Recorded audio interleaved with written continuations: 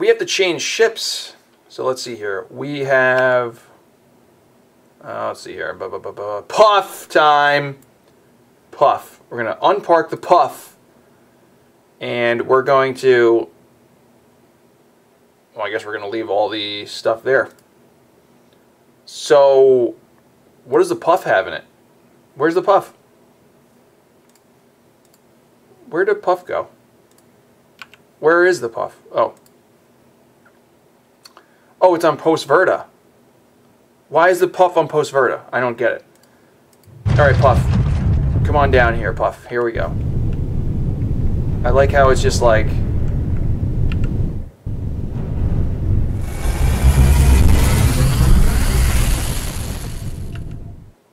What? What is going on here? How does this get up here? I'm so confused here, man. Very confused.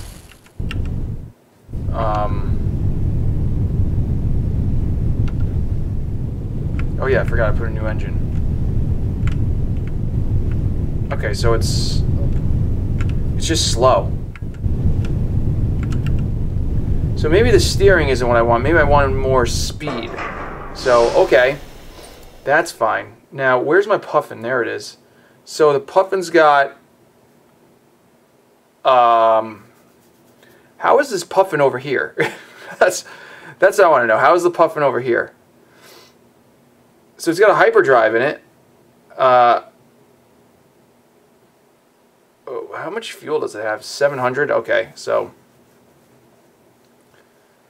Yeah, this puffin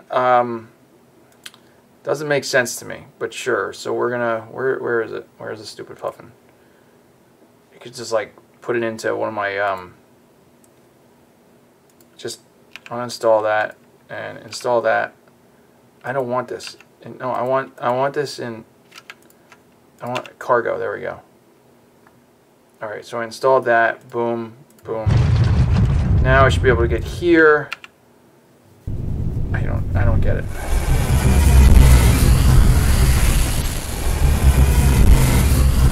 Alright, so puffin is there. Yeah, okay, it needs more. It's too slow. It's too slow. That's the deal. It is too slow. Yeah, shut up. Really quick, so we're gonna get rid of the planetary class steering. And then what do I got here for engine action? 56. What about planetary class thruster? 68. That's not good. Oh. 39 or 76.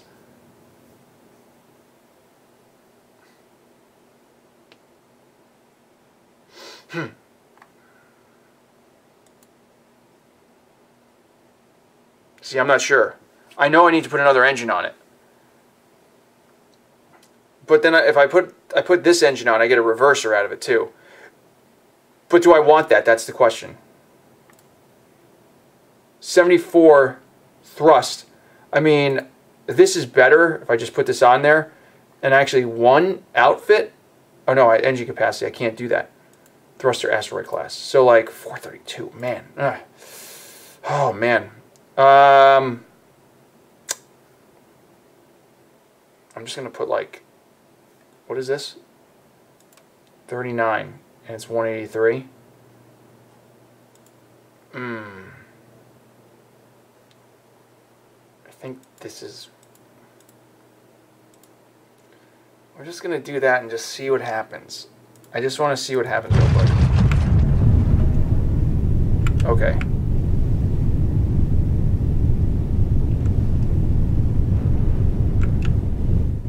What engines are those?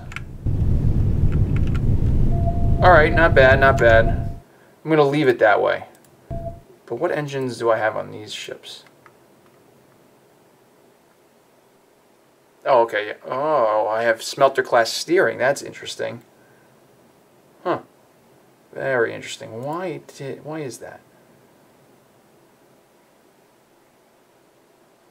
Very, very interesting. I don't remember why I did that. I'm sure there's a reason, but whatever. So this is probably not efficient, but it's fine for my purposes right now. So puffin, boom, there you go. Okay, so here we go. Oh, wait, hold on. Making a mistake here. We got to go to outfitter. We want to make this. I mean, it doesn't matter. Should I just leave the jump drive in there?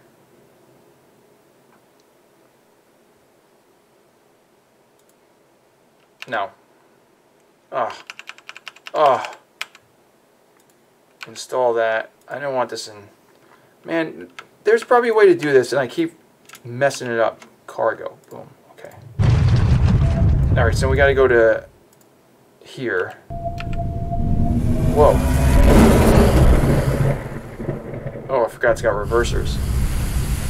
It, like, stopped. That's funny.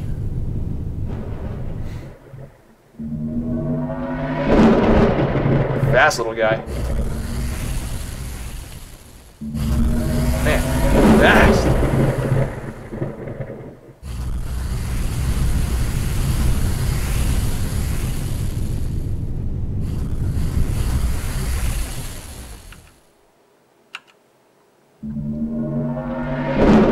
Alright, so we gotta go.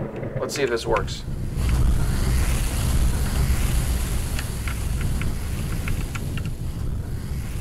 Oh, here we go, here we go, here we go, we did it! Alright, so, alright, we're gonna... As the swirls of gas close over the puff, you wonder idly what brought you back here. I know what brought me back here. People told me to come. This time, there's no apologetic researcher asking you to risk your life for research, or to return eggs from where they were stolen. You catch a glimpse of the Archon materializing above the clouds as it decloaks, letting you know that you're being watched, but saying nothing for now. It is nothing more than a silent, brooding presence in the skies of Nania. The silent depths of an alien world fold over you, gradually erasing the rest of the galaxy from sight. As the puff levels off at the designated altitude, you strap yourself into a pressure suit. Stepping into the airlock, you grimace at the antiquity of the hard-shell shield systems. Lower the shield so you can exit onto the hull. Out on the surface, you admire the misty kaleidoscope of colors filtering down through the cloud layers, playing over the distant shapes moving in the mists. Before long, several void sprites emerge, weaving and dancing among the clouds. They swirl for a few minutes around your cargo bay doors as if waiting for something, then pulse briefly with flickers of light and drop into the clouds below. Another void sprite flutters around the puff, poking at the hull and sliding over it with its tentacles. You quickly think to turn on your video recorder to catch the scene. The void sprite notices your brief movement and turns towards you with a lunge. Whoa! As it closes in on you, your attention is drawn to what you suspect is a mouth. A zigzagging crack that peels open like a zipper to reveal an opening that resembles an industrial grinder. Excellent. Up close, the void sprite is massive. Most of its tentacles are easily as thick as your leg and move with surprising speed and precision. It shifts through the air like a strange deep-sea fish in water. You can make out low vibrations you suspect is from the air whistling over the void sprite as it closes with you. As the giant creature rapidly approaches, you can feel a heavy paralysis weigh down on you. Suddenly, you recall that your shields are keyed to your equipment. You could activate them to protect yourself, and they would extend around you. It probably wouldn't be too healthy for the void sprite, though. Alright, so here's the deal. This choice gives you either the void rifle or access to another ship from the Remnant. And I don't think the ship is that good. And the void rifle is. You only get one void rifle, but that void rifle is good. So we're going to get the void rifle by activating the shields. Boom! You push against the paralysis and trigger the shields in a rush. The millisecond that follows feels like an eternity. The void sprite is just a few meters away. One tendril reaches out and touches you just as the shield slams into place. The tendril becomes caught on both sides of the shield, cleaving it in two. In the same instant, the pressure on your mind vanishes as if it was simply a dream. You momentarily stare at the immobile void sprite, frozen in shock over what just happened. Then time reasserts itself and the sprite spasms away from the ship with an unearthly crescendo of dissonant tones. It plunges into the clouds, leaving you standing on your hull with a floating severed piece of tendril. You carefully scoop the tendril in the container and seal it.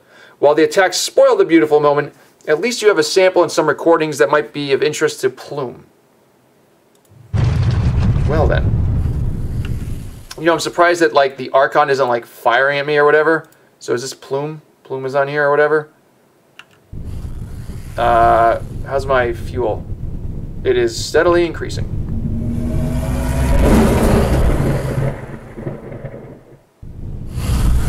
Let's do this. So this actually worked.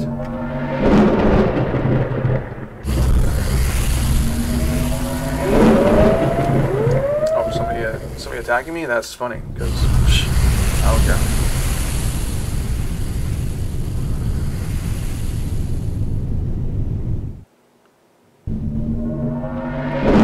So we have to go to that planet. Okay.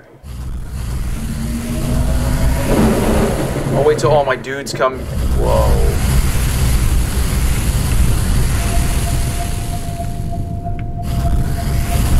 Alright, come on. Get them all in here. What?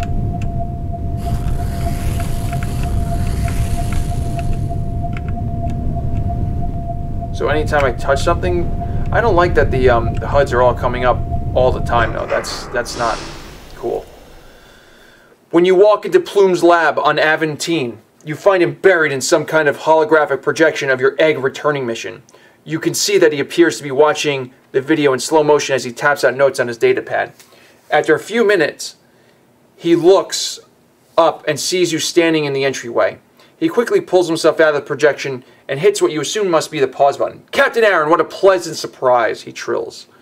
"If you are looking for some more work, I don't have anything for you right now." You tell Plume about how you visited Ania and had a threatening encounter with a void sprite, and offer him the recording in a container with the tentacle. Plume recoils from you in disgust. "After all our work rebuilding trust with the Archon and the void sprites, you go and risk it for what, exactly? Sightseeing? Thrill of the hunt?" His chant settles into an angry tone. "Leave the recording on the console. I want no part of the tentacle, though." As you are leaving Plume's lab, a technician pulls you aside. Our records mentioned that the tentacles had some interesting properties that were useful in combat. If you are interested, meet me in the spaceport in a few hours. Let's look around. Yeah, I'm interested. Let's do this. When the technician arrives in the spaceport, he immediately strides over to you. I checked the records, and my memory is correct. One of our research teams centuries ago discovered that these tentacles could be used as a devastating weapon in close quarters combat. He pulls out an image of a strange-looking rifle and continues to chant. The personal weapons lab under Prefect Chilla has a few of the old weapon frames. If you go visit it on Aventine, they could turn this tentacle into a potent weapon for you. That sounds good. And so it shall be. Now, we don't need this puff, so I'm gonna put this puff like somewhere else. I'm gonna put it over. It didn't move. I'm gonna put it like right there. Park that. Oh, okay. Superior personal ship engaged. So why are these coming up now? So any key movement will show the hull. I mean the HUD. I'm not sure about that. Let's see here.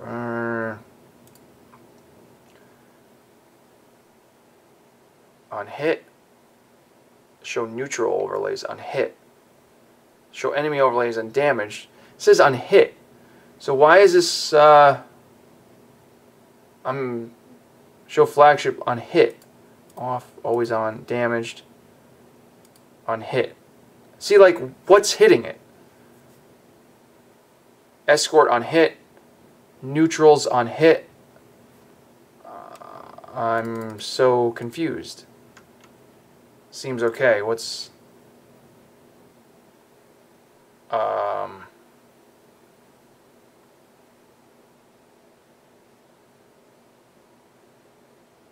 Oh, that's cool. I didn't know you could do that. There's a lot of interesting stuff. Oh, is it because I'm being hit by the electrical storm? Is that what's happening here?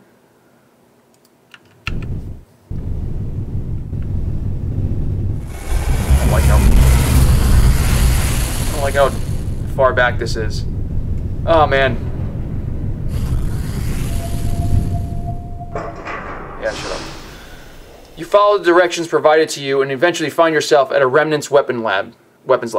You enter and are met by security who asks you to wait. A few minutes later, a fit young man emerges from another door. "Greetings, Captain Aaron," he sings. "We meet once again." You immediately recognize the voice as being the man who convinced you to provide the blood sample and get you to know the Remnant. We didn't get a proper introduction last time, but you've probably figured out that I have the nominal responsibility for the overall defense of Remnant space and military operations. He smiles deprecatingly. I say nominal, as virtually all our activities are military in some way, but usually fall into the purview of those who better understand them. He leads you to a room that looks like an armory where a team of technicians is putting the finishing touches on a rifle stock. The request from the technician on your behalf caught my attention, as we have not had the key resource for making void rifles in centuries. Fortunately, we have not really needed them since we resolved the threats that originally plagued our settlements. It's called a void rifle? Yes, void rifle. I don't know who discovered it, but someone figured out that if a particularly high charge was poured through the tentacle's nervous system in a specific pattern, it emits a paralyzing cone of energy with a reasonably decent range. I'm neither an engineer or biologist, so I don't really understand the mechanics of it. He pauses to watch as his technician installs a now caged tentacle on top of the stock. Suffice it to say, it is useless for sniping, but its ability to shoot through walls and affect areas make it excellent for sweeping ships and building-to-building clearing operations. All right, enough history. He turns to the technicians who are finishing the assembly.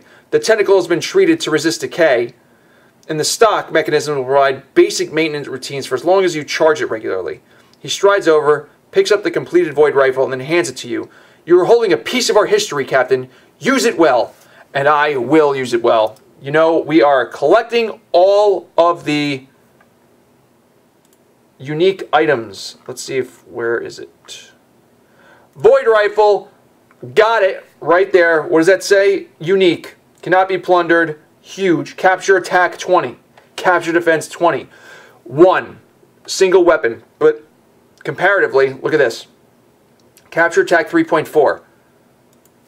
Capture attack 20. This is worth a few people. That's how good this is. Here we go. Let's read this.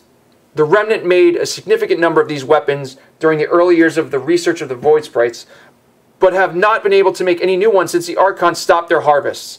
Without a supply of new tentacles to use, the Remnant have been... Stop moving around. The Remnant... Where am I? The Remnant have been unable to manufacture more. While durable, they rarely last more than a decade, so even the best cared for of old void rifles degraded into uselessness centuries ago. These highly effective weapons are credited with helping the Remnant safeguard their refugees. I don't know why I yawn so much when I read stuff. These highly effective weapons are credited with helping the Remnant safeguard the refugees from the ground-based threats during their early years. When fired, the void rifle emits a beam that has a strong paralyzing effect on the nervous system.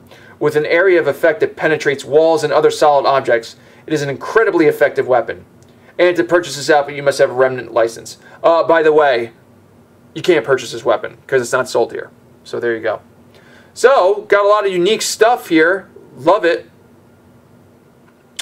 Then I got to do something about this thruster situation. I'm not sure that this is the right thing to do. I might have to go somewhere else to get different reactors. I also don't know if I need this much power, but you know, that's okay. So we got the void rifle, and we might have to turn our sights back. I kind of want to get a Carrack now and see what all the fuss is about with the changes to the old lor'kas. So why don't we go ahead and do that?